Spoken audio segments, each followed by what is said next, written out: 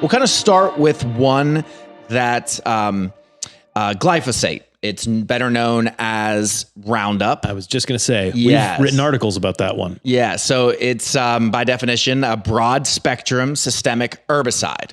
So it's a weed killer. Yep. Okay. And I don't know, this is not, agriculture in general is not my area of expertise in any way, shape, or form. So I kind of thought this glyphosate has all this controversy.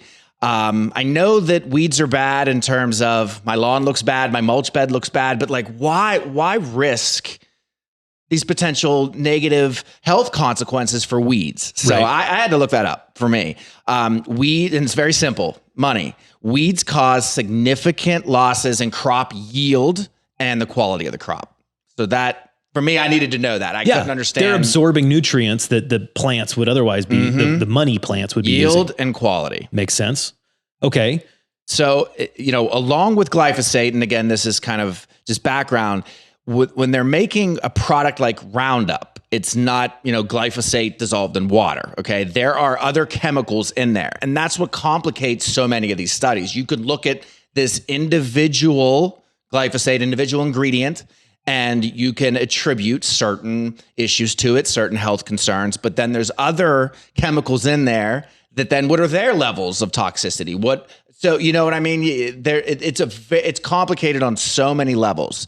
But one thing that I did find interesting, and I think is beneficial to know, is that what's added to Roundup and a lot of other pesticides are chemicals known as surfactants. So what surfactants do is they help maintain surface tension and surface contact between two unlike substances. So in this case, keeps a liquid and a solid in contact with each other longer, so it can work better, work longer, more efficient product. That makes sense.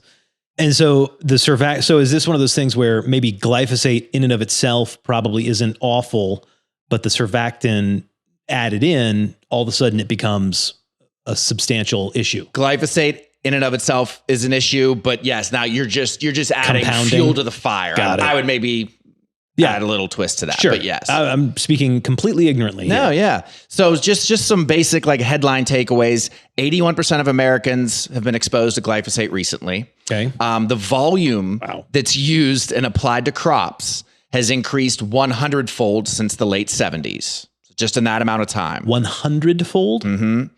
Glyphosate-resistant crops were introduced in 1996, which only kind of increased the market and effectiveness for Roundup. So again, you're killing the weeds and not the crops much more efficiently through these GMOs. So just slather it on. Mm-hmm. Got it. Not going to cause any harm to your product.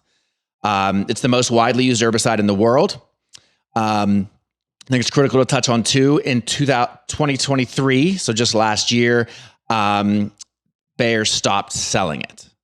Really? There was a lawsuit, I believe it was $80 million that was settled, and they decided to get out of the Roundup business. So wow. Does this mean that's the one I'm starting with, and it's the Roundup and it's the lawsuit, and they stopped, so that this is the evil one and it's gone away, and there's other makers of it. There's much more to it than that. But again, that's again just where kind of I wanted to start there. Okay, so you talked about the three pillars: how much goes on the plant, how much is ingested, and then how much of what is ingested is dangerous. Yeah.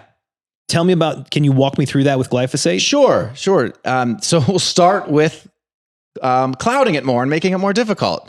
The U.S. acceptable daily intake of glyphosate, 1.75 milligrams per kilogram of body weight. In the European Union, it's 0.5. Oh. So two large, significant governing bodies have about 3.5 times different level of intake that they think is acceptable, that they view as acceptable. So when you're trying to conduct a study, let alone evaluate a study that's got its own potential issues and biases or flaws, and then you're looking at even something like that, we still don't know what the standard is. Wow. Okay. So the World Health Organization in 2016 has determined that glyphosate is probably carcinogenic. The EPA in our United States here maintains that it's not likely.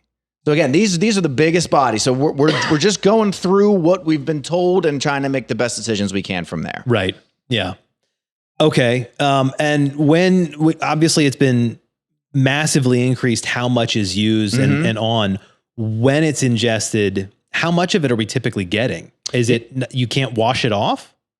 It is difficult to. So for example, went through a study that looked at different grains, dairy, fish, fruits, vegetables, and attributed different percentages of glyphosate that was found. Actually, this one was more broad, was pesticides in general. So, for example, in fruits and vegetables, for fruits, only 18% of samples didn't have pesticide residue. Wow. And for vegetables, it was 38% that had no residue. Okay. When you go to something like meat and dairy, you're up in the 99s. Wow. So it's on our food. That's for sure.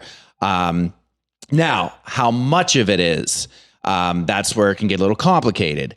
So the maximum level for glyphosate related to soybeans here was determined to be 18.5 that was found parts per million. So just a different unit there. The maximum level that they found when they analyzed 300 samples of soybeans was 18.5. The tolerance is 20.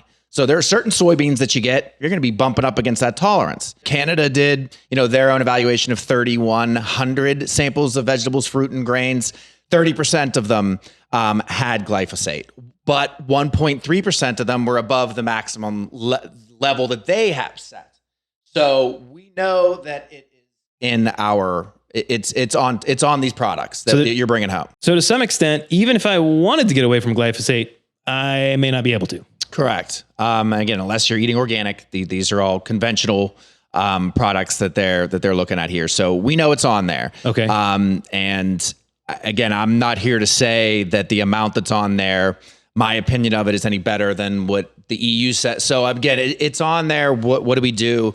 Right off the jump, organic is going to eliminate glyphosate exposure. They can't use it. And again, soil for 3 years. Okay. So